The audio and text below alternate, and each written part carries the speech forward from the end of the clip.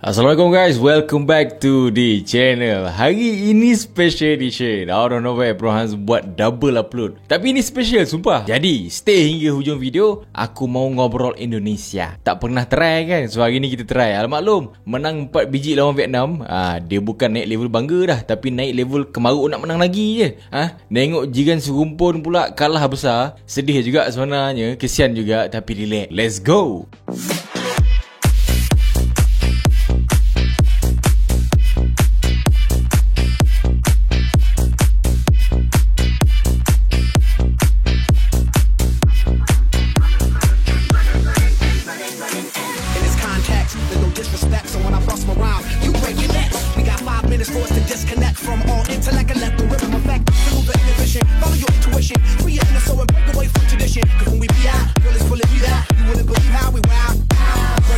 Tapi bab Indonesia ni, aku akan cuba sehabis baik berbahasa Indonesia sikit. Mari kita tengok sama ada cocok ke tidak bahasanya. Baik, Indonesia kena riot 6 biji gol berbalas 0 dalam hari yang sama malam yang sama, waktu yang sama, ketika Malaysia menang 4-0 lawan Vietnam. Agak pedih di situ ya Dong. Dan macam ex-player MU Dong Fang Zhuo yang kita tahu emang sedih karirnya sewaktu di MU dulu.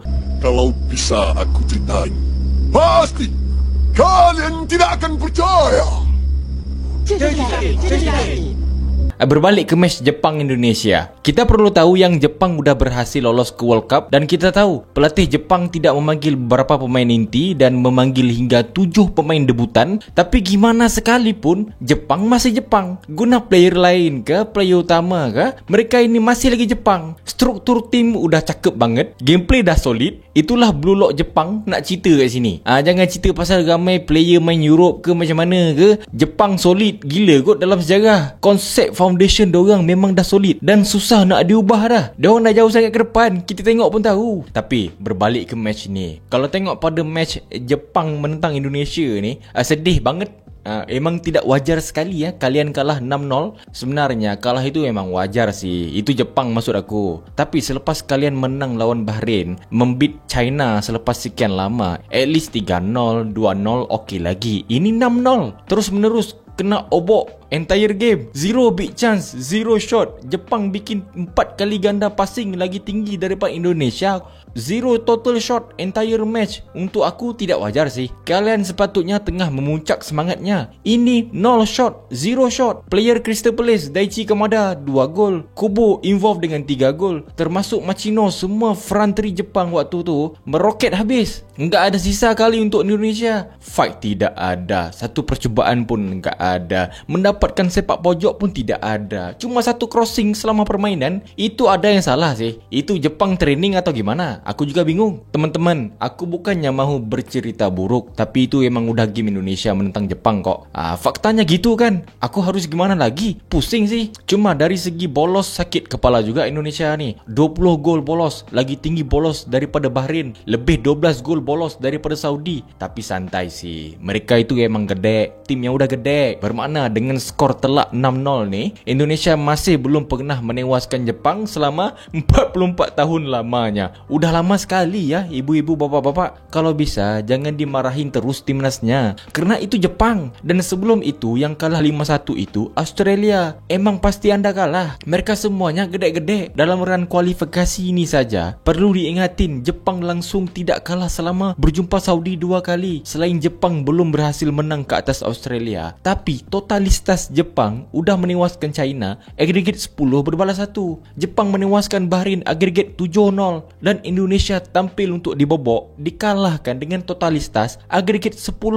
2 kali pertemuan diobok-obok terus sama Jepang. Indonesia macam mana pun positif, perlu sedar diri. Itu Jepang, emang mereka itu kuat. Jadi jangan stres. Jika Malaysia kalah segede itu menentang Jepang pun, aku tidak stres sih. Itu sadar diri.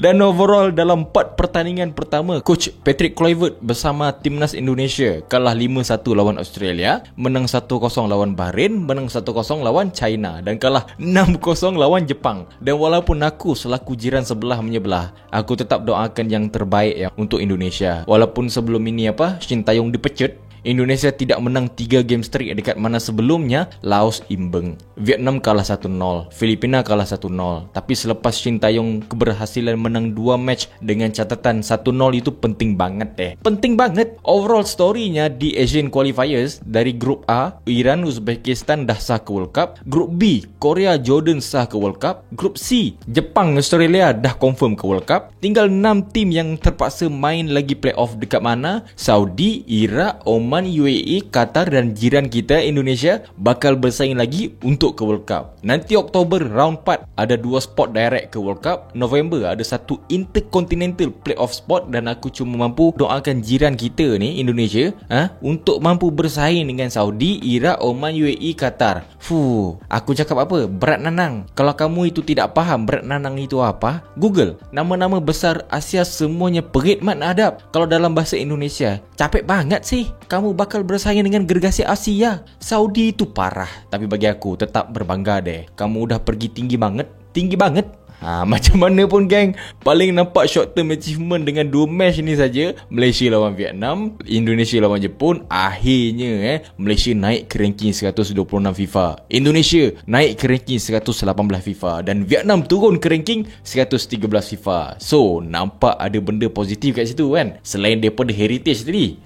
Ya udah, jangan stres. Vietnam sekalipun tidak stres, kalah 4-0 menentang Malaysia. Mereka udah terima sih, jadi kalian juga harus terima. Berbelit aku cakap Indonesia tak boleh belah.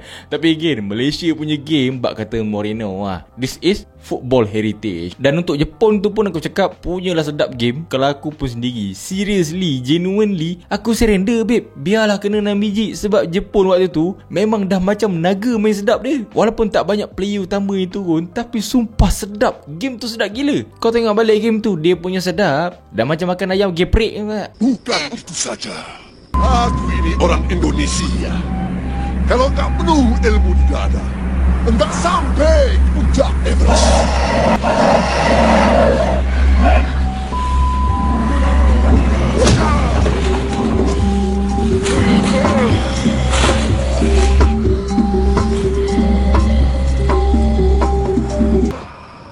Ini kaki tengok DVD ni.